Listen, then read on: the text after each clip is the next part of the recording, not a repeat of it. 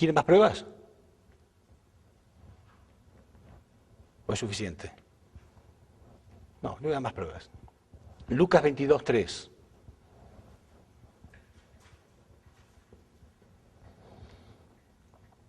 Dice, entonces Satanás entró en Judas y este traicionó a Cristo. No dice Dios lo inspiró.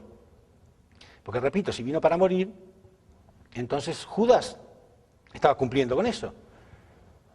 Judas estaba ayudando a que se cumpliera la voluntad de Dios. ¿Cuántos amigos tienen ustedes o conocidos o parientes que se llamen Judas? Levanten la mano. No le ponemos Judas, ¿no? A nuestros hijos. Pedro, Pablo, Juan, Mateo. ¿Sí? Pero no le ponemos Judas. ¿Por qué? Debería ser el nombre más popular entre los cristianos. Fue el que ayudó a que se cumpliera la voluntad de Dios. Pero nadie quiere llamarlo Judas.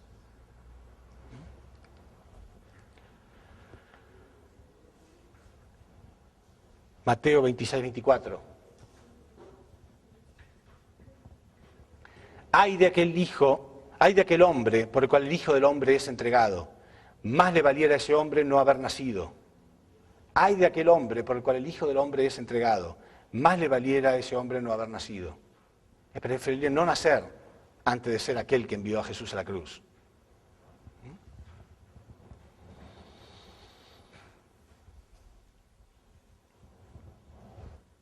Pero voy a poner acá la prueba más contundente, la más conmovedora de todas, que es Mateo 26:39. La más fuerte de las pruebas.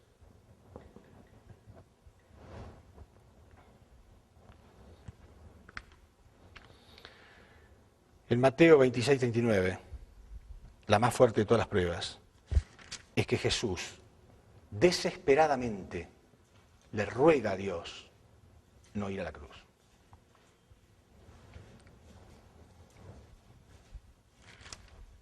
¿Por qué? La gran pregunta es ¿por qué? ¿Por qué Dios? ¿Por qué Jesús hace esto? Por supuesto que es porque no era el plan de Dios, pero aparte porque Él sabía todo lo que iba a venir después, los miles de años bajo dominio satánico y la destrucción de su querido pueblo. Ya van a ver que en Lucas 19:41 Jesús predice la destrucción de Israel. Dice, no va a quedar piedra sobre piedra en Israel, por cuanto no has conocido el tiempo en que Dios te ha visitado. Y Él era judío, Él amaba a ese pueblo. Y Él sabía todo lo que le iba a esperar a Israel. Israel se quedó sin nación hasta hace poco, ¿no? Ustedes saben que a los israelitas se les devolvió la nación después del 1945, creo que fue en 1948, si no me equivoco, después de la Segunda Guerra Mundial. Recién ahí se les permitió, se les devolvió la nación. Miles de años deambulando por el mundo, destruidos por completo y perseguidos. Jesús era judío, Él los amaba. Entonces Jesús ya veía todo lo que iba a pasar con nosotros, las guerras mundiales, el desastre que iba a ser, ¿no? En este mundo satánico durante miles de años más, hasta que pueda llegar Cristo de nuevo. E inclusive empezó a preocuparse ya por la segunda llegada de Cristo, ¿no? Porque en Lucas 18:8 Jesús decía, en verdad les digo que cuando Él venga, les hará justicia. Pero cuando venga el Hijo del Hombre, ¿encontrará fe sobre la tierra?, se preguntaba Jesús. Ya estaba preocupado, o va a volver a ocurrir lo mismo. Entonces, Mateo 26:39.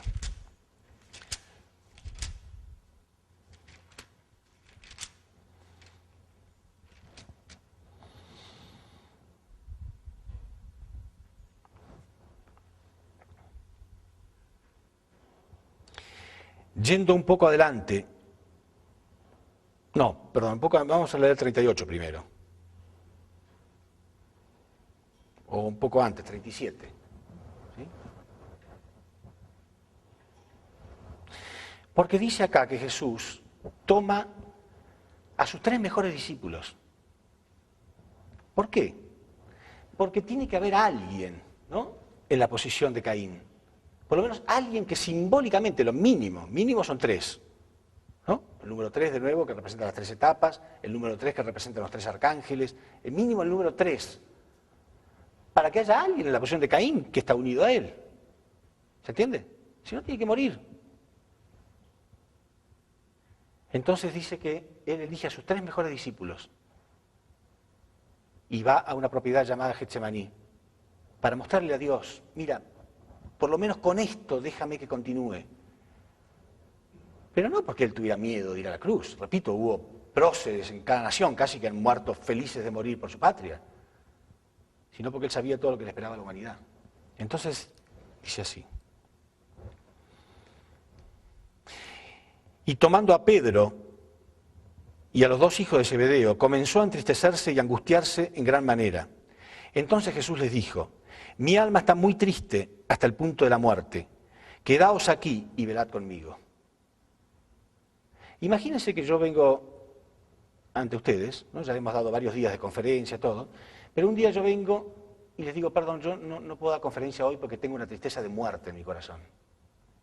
¿No estarían preocupados? Algunos de ustedes no me conocen, prácticamente ni me conocen, la primera vez que me vieron en persona en su vida. Pero si yo les digo, tengo una tristeza de muerte en mi corazón, estarían todos preguntándose, ¿qué le pasa? ¿No? ¿Cuánto más si ese hombre es Jesús, ¿no? El Señor, el Cristo, el Mesías? ¿Pero qué hicieron ellos? Entonces Jesús les dijo, mi alma está triste hasta el punto de la muerte, quedaos aquí y velad conmigo.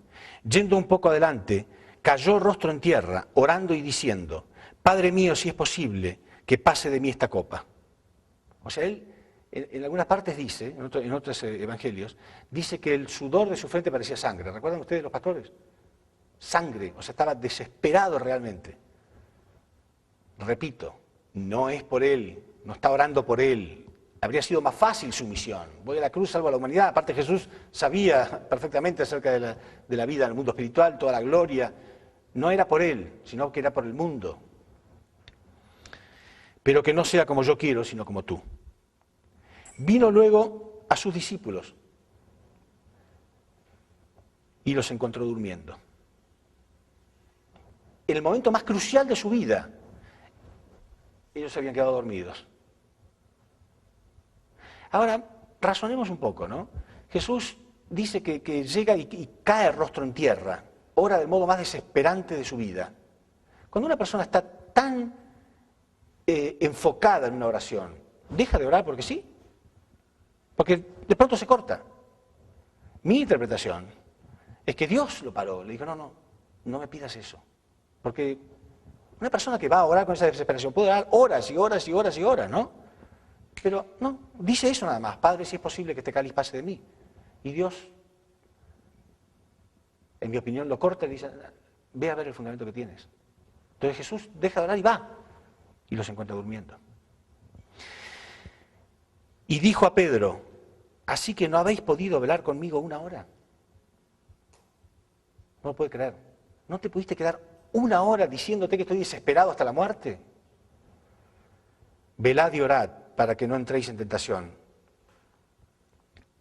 El espíritu de la verdad está dispuesto, pero la carne es débil. Otra vez fue, por segunda vez, y oró diciendo, Padre mío, si no puede pasar de mí esta copa sin que yo la beba, que se haga tu voluntad. O sea, por segunda vez le pidió a Dios no ir a la cruz. Y de nuevo, vino otra vez y los halló durmiendo de nuevo. Otra vez los encontró durmiendo. Entonces, otra vez los despierta y otra vez, por tercera vez, va y le pide a Dios de nuevo, si es posible que este cáliz pase de mí. Pero ya no había posibilidades. Entonces, ahora sí, y esto es importante entenderlo, ahora sí tenía que ir a la cruz. ¿Entienden? Ahora sí era la voluntad de Dios. Porque llegó un momento que Pedro lo quería defender y Jesús le dijo, apártate de mí, Satanás. Entonces todo el mundo interpretó, entonces él quería ir a la cruz. Sí, ahora tenía que ir a la cruz. Porque si Jesús moría de anciano, se escapaba, cualquier cosa, ahí sí que no había ningún fundamento que Dios pudiera reclamar, ¿entienden? Pero ahora Satanás golpeó el cuerpo de este hombre, reclamó el cuerpo de Jesús por culpa nuestra, pero su espíritu no.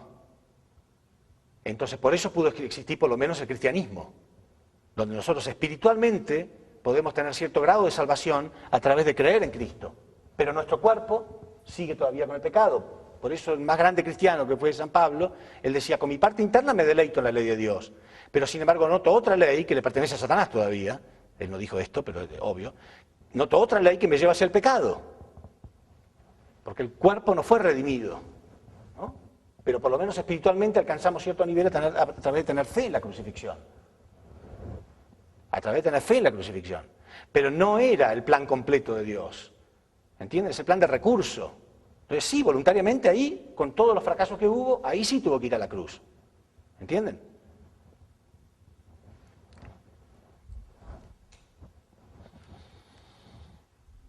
Entonces, en Lucas 19:41, como les dije antes, lo voy a leer, Jesús ya predice la destrucción de Israel.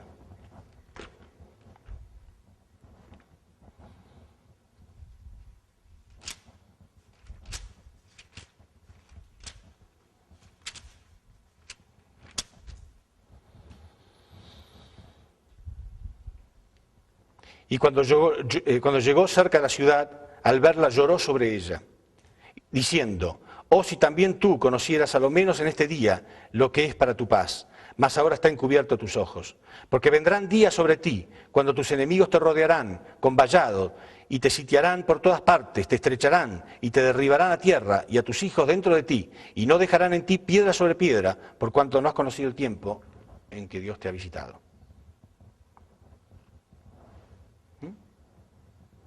Dios a través de él, ¿no? Como no conocieron a Dios a través de él, entonces ahora van a tener que pagar la indemnización. Y fue así. Ellos y nosotros. Todos seguimos pagando 2000 años más tarde la indemnización por este terrible fracaso. Bueno, entonces, en esta última parte muy importante, porque esto que voy a decir ahora también es contundente y puede, repito, estamos dando una nueva expresión de la verdad, ¿no es cierto? En una nueva expresión de la verdad hay muchas cosas que son diferentes a las que creíamos, porque para decir exactamente todo lo mismo no me estaría parando yo acá para decir lo que ya puede decir cualquier sacerdote, cualquier persona que hace 2000 años que está enseñando las mismas cosas. Hay algo nuevo. ¿Qué pasó? ¿Quiénes fracasaron? Con toda la extensión de la palabra, decir claramente quiénes fracasaron en aquella época, porque grandes personalidades que hasta son considerados hoy en día como grandes santos, en realidad fueron los causantes de la muerte de Cristo. Y tenemos que decirlo. El movimiento de unificación, la Iglesia de unificación, ha recibido mucha persecución por instituciones ya preestablecidas, por decir esto que vamos a decir. No importa. Bienvenida a la persecución, por decir la verdad. Pero es la verdad, es bíblico, está muy claro acá. Hubo ciertas personalidades que son considerados santos, que fueron los causantes de la muerte de Jesús. Y algunos, cabeza dura, en vez de ir y ver y orar y preguntar si es verdad o no, prefieren perseguir para no cambiar los intereses de su institución. Porque su institución está basada sobre ese fundamento. Pero va a haber grandes instituciones que se van a derrumbar para darle lugar al reino de los cielos. Bienvenido sea, no hay problema. No van a hacer falta más iglesias ni instituciones. Estamos construyendo el reino, tenemos que hacerlo. No hacen falta más iglesias. Hace falta que todos podamos entender que estamos en los tiempos de la llegada de Cristo, que es un hombre que viene a encontrar la verdad y enseñarla. Por eso, repito, en Apocalipsis 10:11 dice: entonces tendremos que profetizar nuevamente a todo el mundo. En los últimos días, otra vez tendremos que profetizar contra muchos pueblos, muchedumbres, naciones, lenguas y reyes. Y es lo que se está haciendo hoy en día. Bueno, entonces podemos preguntarnos, ¿por qué todo salió tan mal en Israel hace 2000 años atrás? Porque era un pueblo que Dios había preparado para poder recibir al Mesías. ¿Pero por qué todo salió tan mal?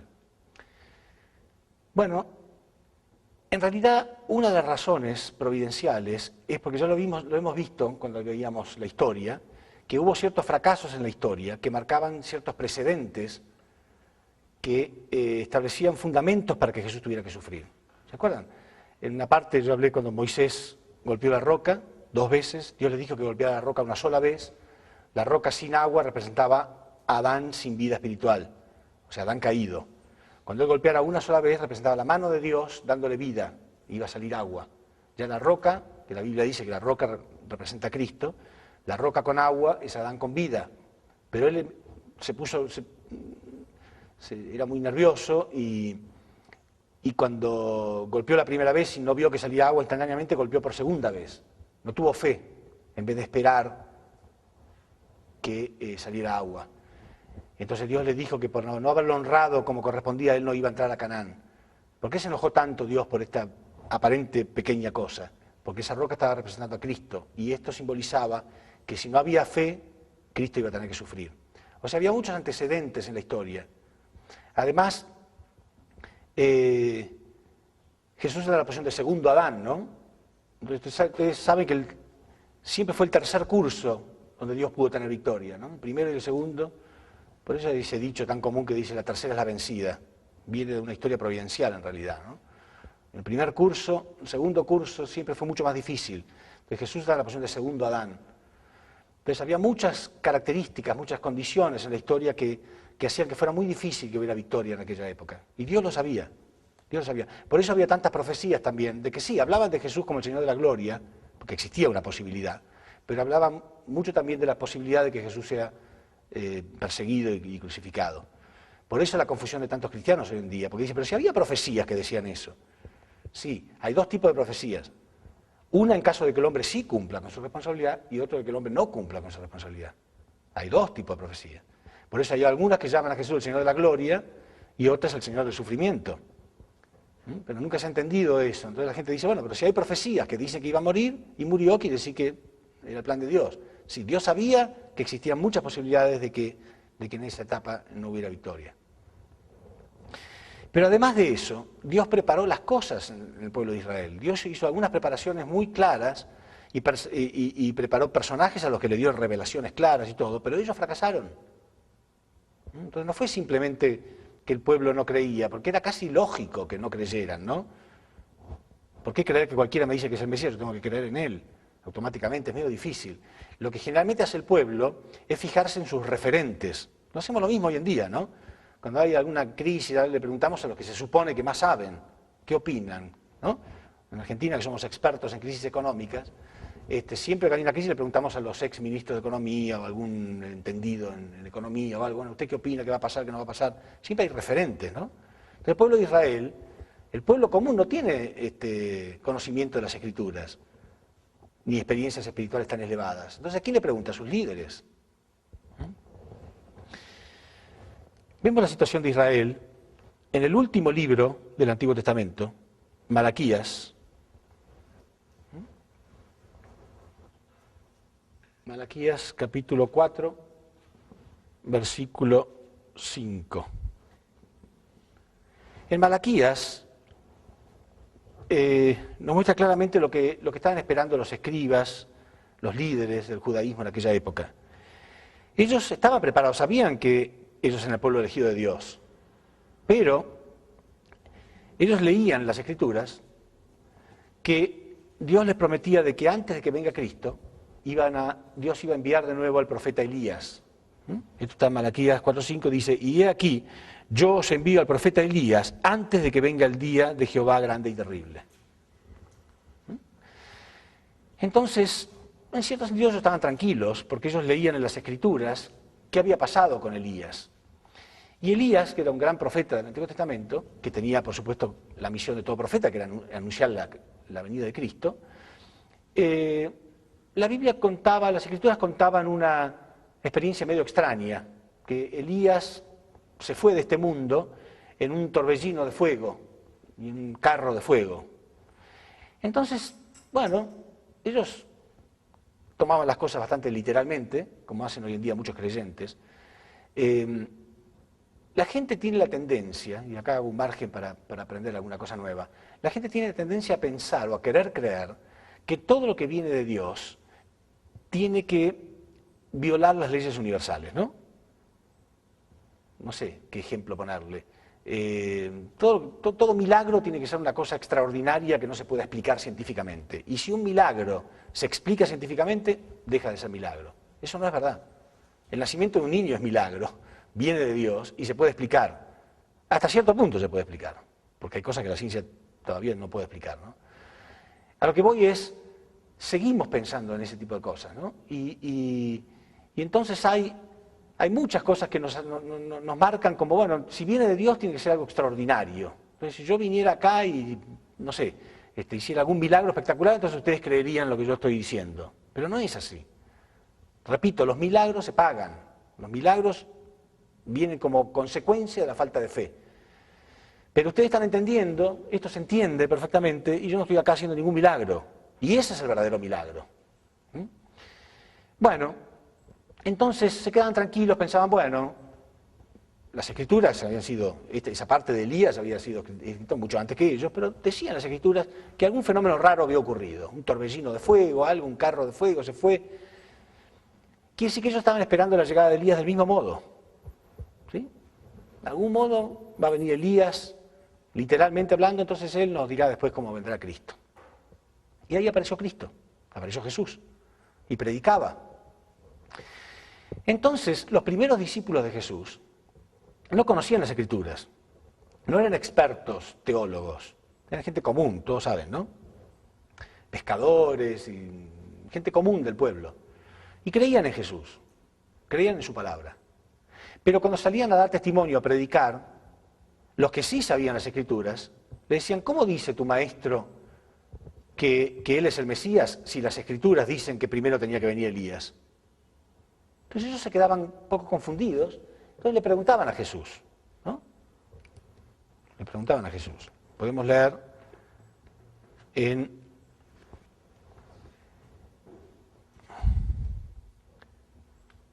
Mateos 17:10, esto que les acabo de contar. ¿Por qué dicen los escribas que primero tiene que venir Elías? Le preguntan a Jesús. Y leemos en Mateo 11:14.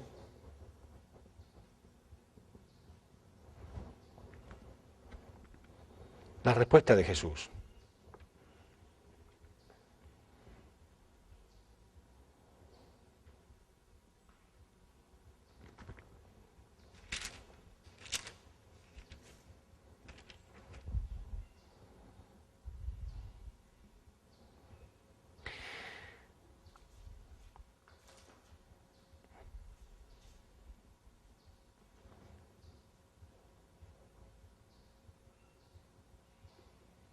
Y si queréis recibirlo, en otras traducciones dice, y si queréis admitirlo, él es aquel Elías que había de venir.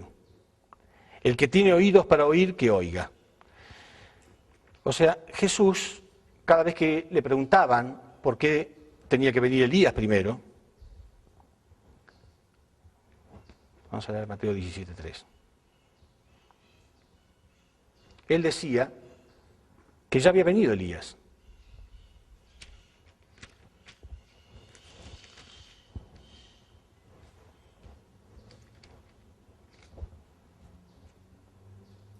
Entonces sus discípulos le preguntaron diciendo, ¿por qué pues dicen los escribas que es necesario que Elías venga primero? Respondiéndole Jesús les dijo, a la verdad, Elías viene primero y restaurará todas las cosas, mas yo os digo que Elías ya vino. Y no le conocieron, sino que hicieron con él todo cuanto quisieron. Así también harán padecer al Hijo del Hombre. Entonces los discípulos comprendieron que Jesús les hablaba de Juan el Bautista. ¿Entienden la situación? Los discípulos salían a testificar sin ningún problema. Cuando se encontraban con alguien que conocía las Escrituras, les decía, no puede ser tu maestro el Mesías porque primero las Escrituras dicen que tiene que venir Elías. Entonces ellos volvían a Jesús y le preguntaban, ¿por qué dicen los escribas que primero tiene que venir Elías? Y Jesús les contesta, es verdad, primero tenía que venir Elías. Pero en verdad les digo que Elías ya vino. Sin embargo, no lo reconocieron e hicieron con él todo cuanto quisieron. Y entonces los discípulos entendieron que les estaba hablando de Juan el Bautista.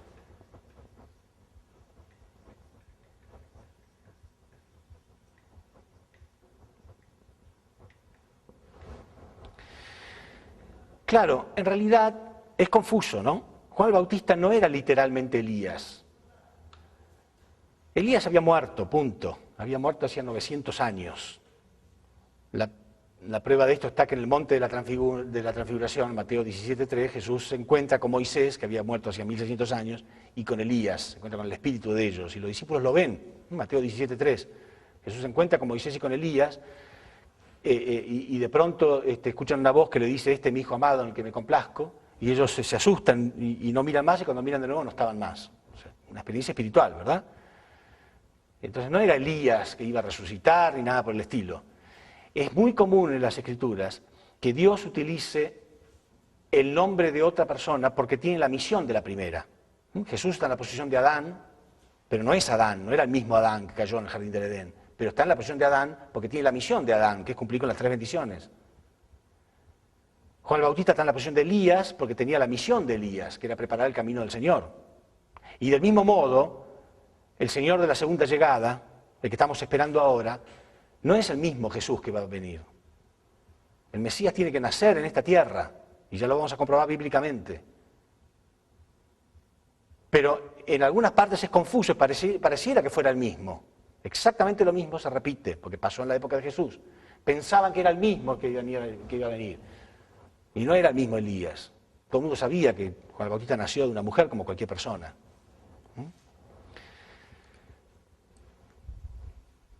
Entonces, los discípulos de Jesús, por supuesto, creían en Jesús, se conformaron con esa respuesta y seguían dando testimonio de Jesús. Y tanto dieron testimonio de Jesús, tanto dieron testimonio de esto que contestaba Jesús. Cada vez que un escriba le decía, pero ¿cómo? Primero tiene que venir Elías, ellos contestaban, sí, ya vino, es Juan el Bautista. Ellos no tenían problema de fe, ¿entienden? ¿Saben por qué no tenían problema de fe? Porque no estaban escudriñando las Escrituras como locos. Ellos tenían fe en Jesús, punto. Entonces Jesús les dijo eso y para ellos era suficiente. Pero tanto se dijo esto, que entonces terminaron diciendo, bueno, vamos a preguntarle a Juan, ¿no? Los escribas, ¿no? Entonces en Juan 1:21,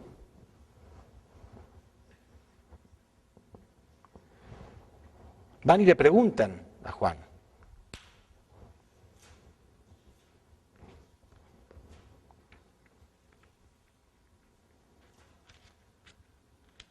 ¿No? Entonces, ya, tanto que se dice eso, vamos a preguntarle a Juan si él es Elías.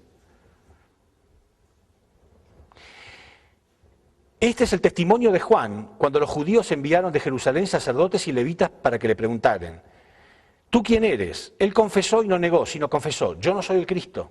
¿Se acuerda que le dije en la conferencia de ayer que el pueblo estaba tan unido a Juan que hasta pensaban que él era el Mesías? Miren qué ironía, ¿no? Jesús, que era el Mesías, tenía que convencerlos que era el Mesías, y Juan, que no lo era, tenía que convencer al pueblo de que él no era. Porque en realidad el primer fundamento tenía que ser entre Juan y el pueblo. El pueblo en la pasión de Caín tenía que unirse a Juan, y Juan unirse a Cristo. Él confesó y no negó, sino confesó, yo no soy el Cristo. Y le preguntaron, ¿qué pues? ¿Eres tú Elías? Él dijo, no. ¿Eres tú el profeta? Volvió a responder, no. Quiere decir que Jesús decía que sí y Juan decía que no. Ya había una grave contradicción entre los dos. Ahora, ¿por qué Juan contesta que no? Él no sabía. Si leemos en Lucas 1:17,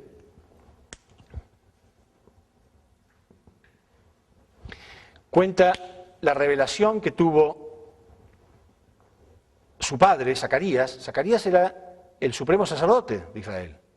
Supremo sacerdote de Israel. Y Juan el Bautista era su hijo. Lucas 1:17.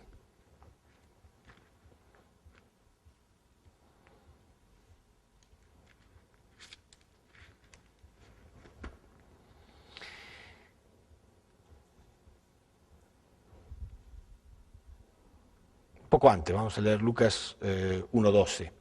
Y se turbó Zacarías al verle y se sobrecogió de temor. Un poco antes, 11. Y se le apareció un ángel del Señor, puesto en pie, esto es lo que le pasó a Zacarías, el padre de Juan el Bautista, ¿se entiende? Y se le apareció un ángel del Señor, puesto en pie a la derecha del altar del incienso. Y se turbó Zacarías al verle y se sobrecogió de temor.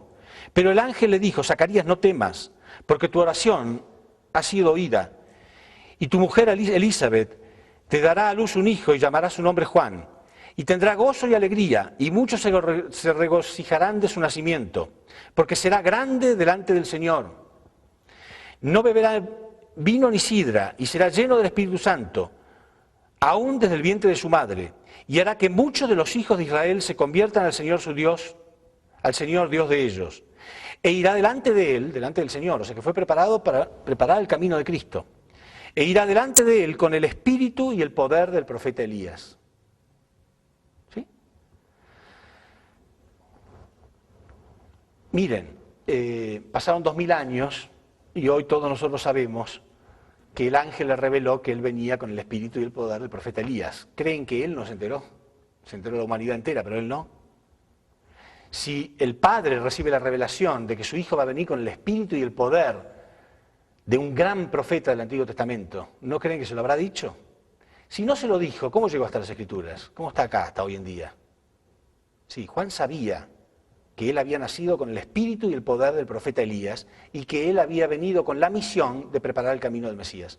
Está clarísimo en la Biblia, clarito en Juan, que él dice, no, yo no soy el Cristo, solamente he sido enviado delante de él. Pero el que viene detrás de él, que es el que bautiza con el Espíritu Santo, yo no soy digno ni de atarle las sandalias. Él, que es el hijo del supremo sacerdote, se imaginaba al Mesías de un modo tan espectacular, quién sabe cómo, que ni siquiera era digno de atarle las sandalias. ¿Entienden? Quiere decir que él tenía muy en claro que él tenía la misión de preparar el camino de Cristo. Porque dice, el que viene detrás de mí, está constantemente hablando del que viene detrás de él. Quiere decir que Juan sabía su misión. Por eso fue al desierto, comía langostas y miel silvestre y se preparó una vida ascética, una vida pura espiritualmente, haciendo condiciones para poder cumplir con esa misión. Ahora, ¿cumplió Juan con su misión? Bueno, ya vemos una clara contradicción. Jesús decía que él era Elías, él decía que no era Elías. Entonces, ¿en quién iba a creer el pueblo? Juan el Bautista había tenido muchos milagros en su nacimiento. La gente inclusive, repito, pensaba que él era el Cristo. Ahí dice, y la gente en sus corazones tenía la esperanza de que él fuera el Mesías, el Cristo. Él tenía que convencerlos de que no. Sin embargo, Jesús era el hijo del carpintero, era pobre. En apariencia no tenía ninguna autoridad para enseñar cosas espirituales, porque Jesús no era ni escriba, ni fariseo, ni teólogo, ni líder del judaísmo, ni nada por el estilo. Quiere decir que a los ojos de los líderes del judaísmo Jesús no tenía ninguna autoridad para hablar de cosas espirituales. Juan sí, era el hijo del supremo sacerdote. ¿En quién iba a creer el pueblo?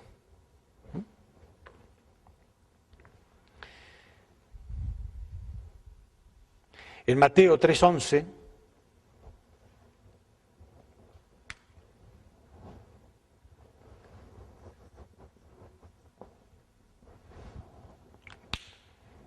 vemos cómo Juan tenía muy claro cuál era su misión.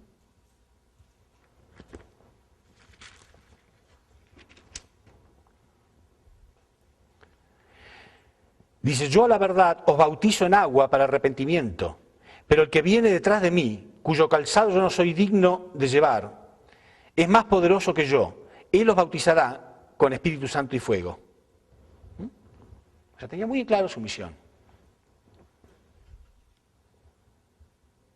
En Lucas 3:15,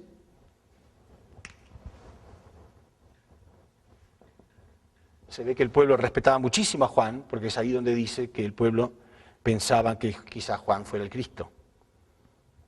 Y Juan en 3:28 contesta, yo no soy el Cristo, sino que he sido enviado delante de él. En fin, muchas veces, en muchas partes de la Biblia él habla de esto claramente. Bueno, entonces, ya que Juan, por su propia sabiduría, debería haberse dado cuenta claramente que él estaba en la posición de Elías, lo negó. Entonces ya era un problema para Dios. Porque ¿saben cuál es la verdadera situación que Dios preparó? Es esta. Dios hizo que Juan el Bautista fuera muy, muy respetado en el pueblo.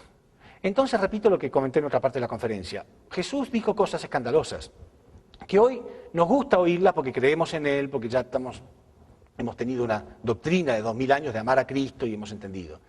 Pero ¿creen que en aquella época a los sacerdotes, a los escribas, a los líderes del judaísmo, les gustaba escuchar este tipo de cosas? Jesús decía, aquel que ama a su padre y a su madre más que a mí no es digno del reino de los cielos. Un escándalo. Hoy en día, si un líder religioso dijera eso, lo perseguiría a la sociedad entera. ¿Cómo va a amar más a su padre y a su madre, a un desconocido que a su padre y a su madre? En verdad os digo, yo soy la verdad, el camino y la vida, y nadie llega al Padre si no es a través de mí. Nadie. Ni siquiera el supremo sacerdote, que eran tan orgullosos de ser los representantes de Dios. No, nadie. Nadie llega al Padre si no es a través de este hombre humilde, este hijo de carpintero que no tenía ninguna autoridad aparentemente. En realidad el plan de Dios era que Juan el Bautista dijera estas cosas. Juan el Bautista había sido preparado por Dios para preparar el camino. Y Juan el Bautista tendría que haber dicho, Él es la verdad, el camino y la vida, y nadie llega al Padre si no es a través de Él, y yo soy el primero en unirme a Él. Ahora Juan, como era un gran profeta, y Jesús mismo dijo de él que era el más grande profeta que había existido. ¿Por qué el más grande?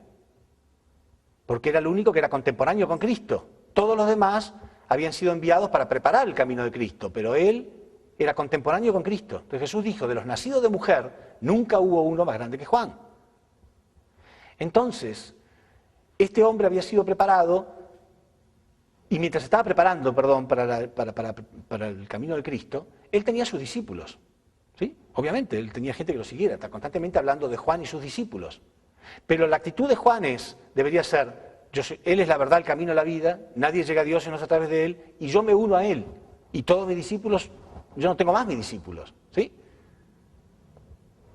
Si un líder religioso está esperando la llegada del Mesías y tiene sus discípulos, cuando llega el Mesías, ¿él sigue teniendo sus discípulos? No, somos todos discípulos de él, ¿no es cierto? Pero hasta último momento se sigue hablando de Juan y sus discípulos. Juan seguía teniendo sus discípulos.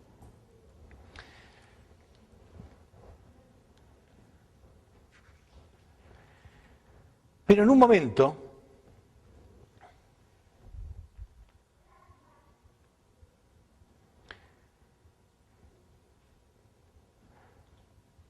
en Juan 1:33 podemos leer,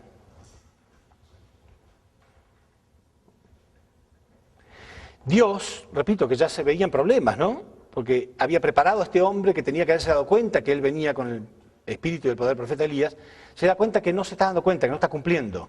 Entonces hace un milagro. Porque aún una revelación es un milagro. Una revelación determinada es un milagro. Pero mucho mejor es si la persona cree y se da cuenta por sí solo. Pero ya Dios no tenía esta posibilidad, entonces Dios hace el milagro de revelarle a Juan. Juan 1:33.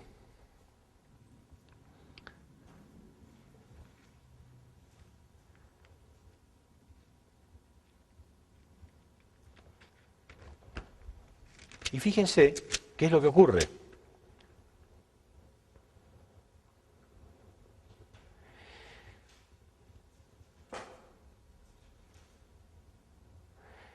Dice, también dio Juan testimonio diciendo, esto es en realidad Juan 1:32 primero, ¿no? También dio Juan testimonio diciendo, vi al Espíritu que descendía del cielo como paloma y permanecía sobre él. O sea, en pocas palabras, Juan bautizaba con agua, ¿no es cierto? Pero él decía, el que viene detrás de mí, él bautiza con el Espíritu Santo. Pero mientras Dios le reveló que cuando él estuviera bautizando, aquel en quien viera que se posa el Espíritu sobre él, ese es mi Hijo amado, ese es mi Hijo. O sea que Dios le reveló a Juan que él le iba a revelar quién era el Mesías. Imagínense qué día emocionante para Juan. Imagínense ustedes qué día emocionante. Él había preparado toda su vida. Ya su padre había recibido revelaciones. Su padre había recibido revelaciones de que su hijo iba a ser el encargado de preparar el camino de Cristo. O sea que iba a ser contemporáneo con Cristo, con el Mesías. Desde que nació él tenía esta misión clara. Y ahora de pronto recibía la revelación, Dios le reveló que él le iba a revelar mañana quién era el Mesías. Qué noche, ¿no? Se imaginan ustedes, ¿no? Una persona que toda su vida desde que nació tenía claro esto. En realidad para cualquier persona, ¿no? Si Dios le fuera a revelar mañana quién es el Mesías, estarían muy emocionados. Pero cuánto más él, que iba a estar muy cerca del Mesías. ¿No?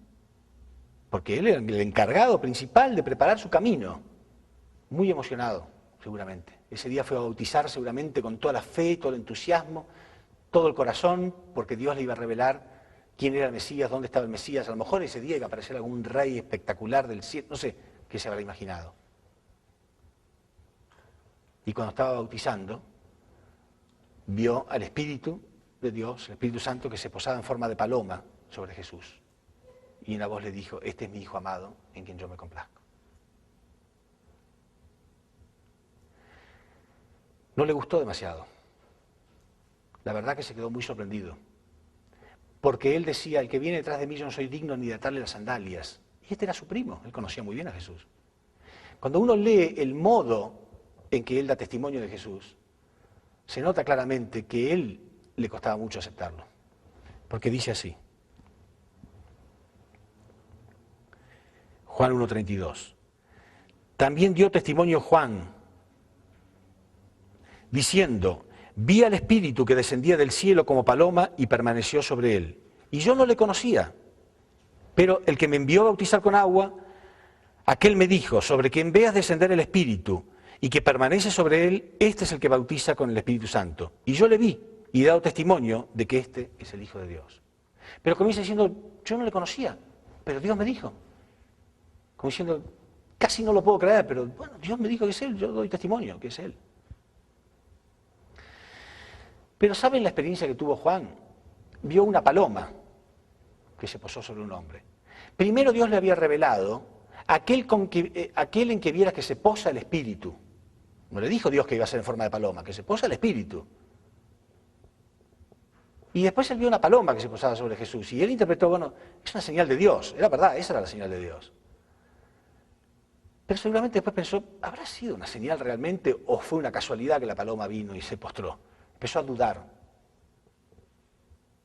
Empezó a dudar de Jesús. Está más que claro esto, ¿verdad? Se lo voy a probar, por supuesto. Se lo voy a probar bíblicamente. Pero empezó a dudar. Una de las pruebas más contundentes es que Juan siguió teniendo sus discípulos.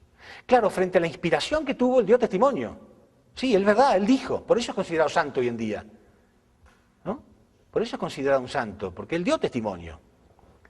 Pero no es suficiente. Él tendría que haberse unido a Jesús, haberlo apoyado a Jesús y haber permanecido al lado de Jesús, cualquiera fuera la consecuencia. No dar testimonio y después escapar. Porque el testimonio no se da solamente con la palabra, sino con la acción. Pero Juan siguió teniendo sus propios discípulos, hasta el punto que algunos discípulos de Juan se iban y seguían a Jesús, no a él. Entonces los discípulos que quedaban estaban confundidos.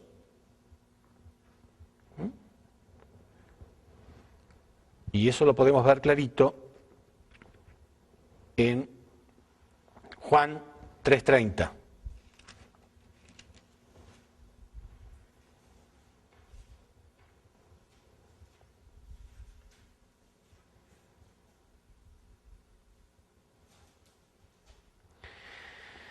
En Juan 3:30 se muestra que los discípulos quedaban confundidos, los discípulos de Juan me refiero, ¿no? Entonces en un momento estaba Jesús del otro lado del río Jordán, y Juan de este lado, y los discípulos dicen, mira, aquel es de quien tú diste testimonio, ¿qué hacemos nosotros acá? ¿Por qué no vamos con él? ¿No? Y además venían como tipo chismes, ¿no? Dicen, mira, está él, y no solamente eso, sino que mucha gente recurre a él, como diciendo, está teniendo más éxito que tú, porque mucha gente va a él. O sea, ellos eran fieles a Juan, ¿no? Ellos lo amaban a Juan y eran fieles a Juan, pero notaban en Juan una contradicción. ¿Qué hacemos? ¿No diste testimonio tú de él? Y Juan contesta algo que fue considerado equivocadamente como una respuesta muy noble, una santidad, y es todo lo contrario. Juan contesta, conviene que él crezca y que yo disminuya. Parece muy humilde, ¿no? Sí, no importa que él tenga más discípulos que yo. No hay problema, que él crezca. ¿Saben por qué contestó eso? En realidad, si Jesús crece y él decrece, quiere decir que van en sentidos opuestos, ¿no? Juan debería haber entendido que Jesús iba a crecer si él lo apoyaba. Pero en realidad, en vez de razonar de este modo, Juan razonó, si él es el Mesías, yo voy a esperar. Y si no es, yo no arriesgué nada, a mí nadie me va a acusar. Entonces conviene que él sea el Mesías, ojalá fuera el Mesías. Si él es el Mesías, cuando él tenga un éxito bárbaro y la gran gloria, yo me uno. Y no es así. Por eso Jesús dijo, dichoso el que no haya escándalo en mí. Y aquel que esté dispuesto a perder su vida la va a salvar. Pero el que la quiera salvar, la va a perder. Él la quiso salvar y le cortaron la cabeza al poco tiempo. ¿Sí? Lo metieron en la cárcel, el rey lo metió en la cárcel, porque se enfocó en una providencia sin significado, sin sentido. Acusaba al rey Herodes de adulterio, de fornicador. Sí, muy valiente, porque eso es una muerte seguro. Pero si él apoya al Cristo, al Mesías, y la providencia de Dios tiene éxito, se van a terminar todos los fornicadores y todos los adúlteros. Esa providencia era mucho más importante que estar metido en otro tema personal con el rey, que al final le cortaron la cabeza. ¿Entienden?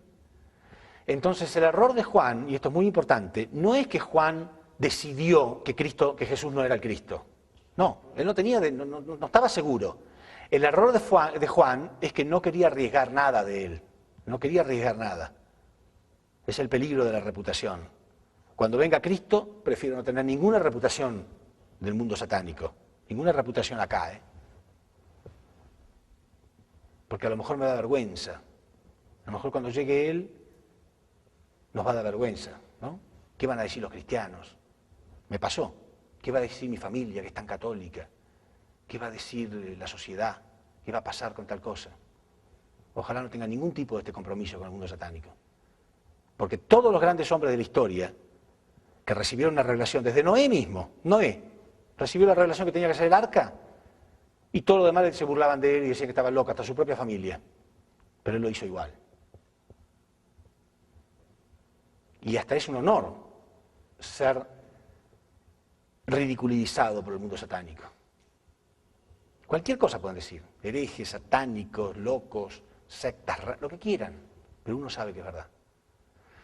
Pero Juan no quiso arriesgar esto. Y dio una respuesta pseudo humilde, ¿no? Conviene que él crezca y que yo disminuya. Y si él tiene éxito, bien. No se dio cuenta que iba a tener éxito con él. Si el pueblo lo respetaba a él, hasta el punto que pensaba que él era el Cristo. Pero no, Juan siguió teniendo sus propios discípulos. Hasta que al final fue encarcelado, y acá está la prueba más grande de todas. La prueba más grande de todas, en Mateo 11:3.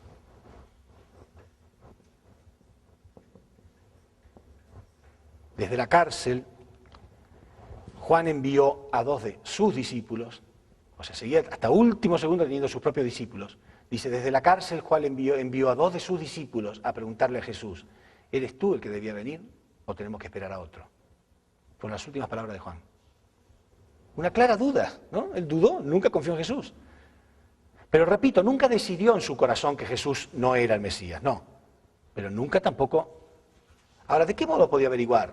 Porque hasta dudar un poco a lo mejor era lógico. Pero ¿de qué modo iba a comprobar si lo era o no? A su lado, jugándose por él. Y ahí iba a comprobar, estando cerca. Y lo mismo nos pasa a nosotros hoy en día. ¿De qué modo voy a comprobar si todo esto es verdad? Estando en mi casa, a ver si alguien me lleva la verdad de algún modo. Muévanse un poco, aunque sea enciendan el televisor. Abran el libro, vengan, algo, pregunten. No, Juan se quedó ahí. No era tan grave que él dudara. Cualquier ser humano tiene derecho a dudar. Pero haga algo. Le volvió a preguntar, no hay ninguna parte donde diga, le volvió a preguntar a Dios, Padre, ¿realmente este que tú me dijiste es el Cristo? No, nada más. Él tomó esa decisión. Bueno, vamos a ver, que él haga lo que quiera, después yo me le uno, cualquier cosa. Las últimas palabras de Juan fueron una clara duda. ¿Y qué contestó Jesús?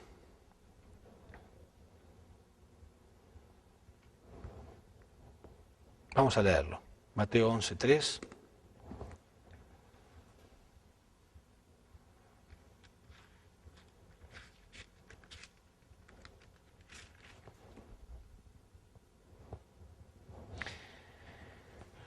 Y al oír Juan desde la cárcel los hechos de Cristo, porque ahí se acordó, no es que estuvo todo el tiempo pensando en la cárcel, oía todas las cosas que Jesús hacía, entonces dijo, ¿y por qué estoy en la cárcel? ¿Y por qué me van a cortar la cabeza?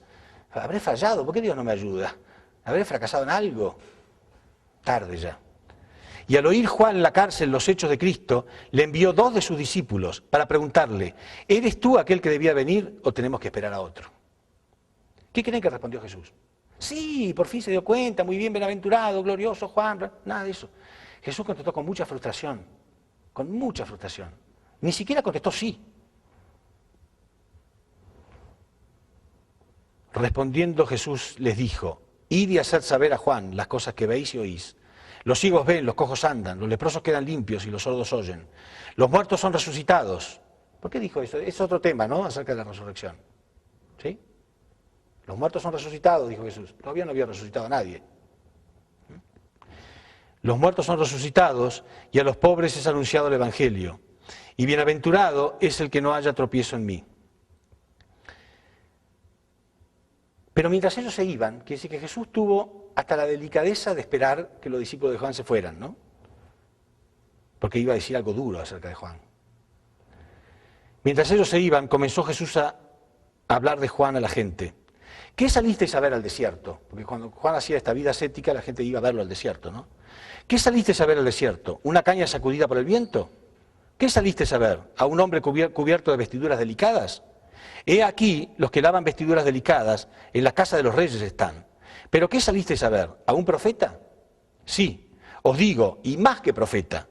Porque este es de quien está escrito: he aquí, yo envío mi mensajero delante de tu faz, el cual preparará tu camino delante de ti. De cierto os digo, entre los que nacen de mujer, no se ha levantado otro mayor que Juan el Bautista, pero el más pequeño en el reino de los cielos será superior a él. Es verdad, hasta ahora no hubo ningún profeta mayor que él, pero sin embargo el más pequeño en el reino de los cielos será superior a él.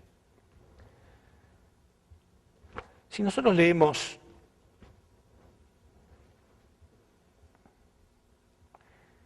en Mateo 5:19,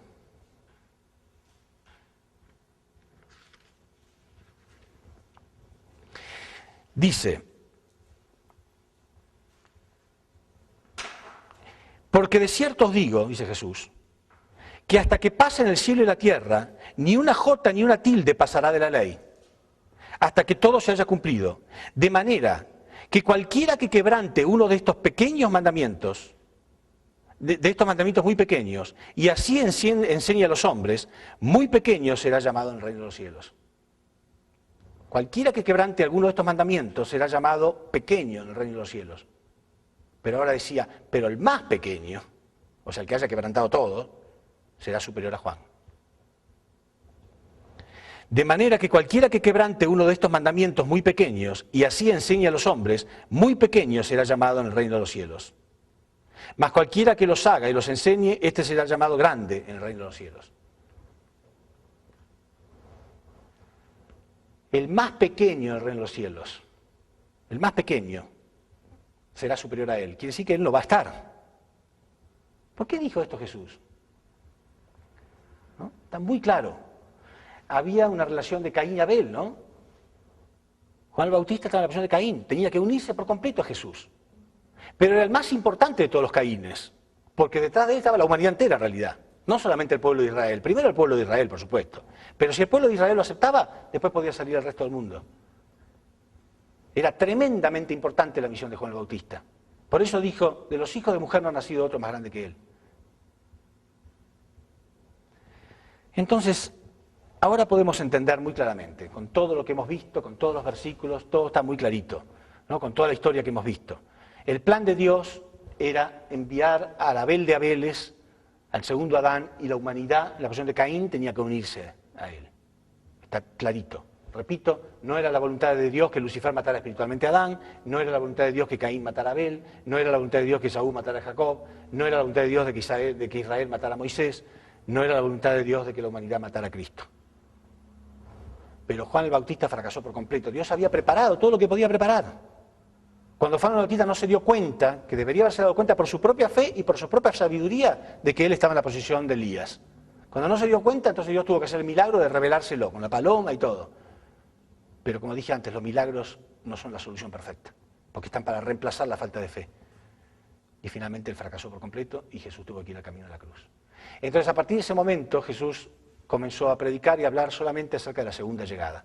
No existía en el judaísmo ningún criterio de una segunda llegada. No existía. Por eso los judíos todavía están esperando la llegada de Cristo. Y creen que es la primera llegada. ¿Quién introdujo en la humanidad la idea de una segunda llegada de Cristo? Jesús. ¿Cuándo? Cuando se dio cuenta que todo había fallado. No todo. La providencia de Dios había fallado. Por supuesto que Dios podía reclamar su crucifixión, ¿no? Y por eso pudimos aferrarnos durante 2000 años a esto. No estoy diciendo con esto que la crucifixión de Cristo haya sido inútil, no. Por supuesto que Dios usó eso para crear el cristianismo que nosotros podemos aferrarnos. Pero esa no es la solución completa para la destrucción de este mundo satánico. Y así que todavía estamos esperando. Y todavía tenemos nuestra responsabilidad. Entonces nosotros heredamos esa cruz hoy. La heredamos nosotros, tenemos que hacerlo nosotros ahora. Y si fallamos de nuevo, miles y miles de años se pierden de nuevo.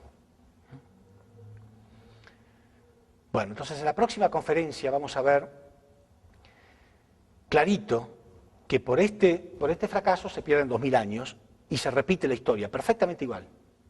Otra vez una repetición. Quiere decir que los últimos 2000 años de historia, a ver, voy a hacer un pequeño gráfico así ustedes lo entienden. ¿Sí? Desde Jacob hasta Jesús pasaron 2000 años. Todo eso se perdió, 2000 años. Y desde Jesús hasta hoy son la repetición de esos 2000 años. Período por período exactamente igual, con personajes semejantes, acontecimientos semejantes, todo se fue repitiendo de un modo indiscutible. 4000 años de historia que nunca nadie había descubierto antes, ni los grandes historiadores habían descubierto que había un patrón así para repetirse. Este famoso historiador Arnold Toynbee, un historiador británico, decía que la historia se repetía cíclicamente. Él había descubierto algunos paralelismos en la historia, pero nunca entendió el porqué. Es la primera vez en la historia que alguien descubre que realmente la razón por la cual la historia se repitió perfectamente fue por los fracasos que el hombre ha cometido en la providencia. Ahora lo vamos a ver.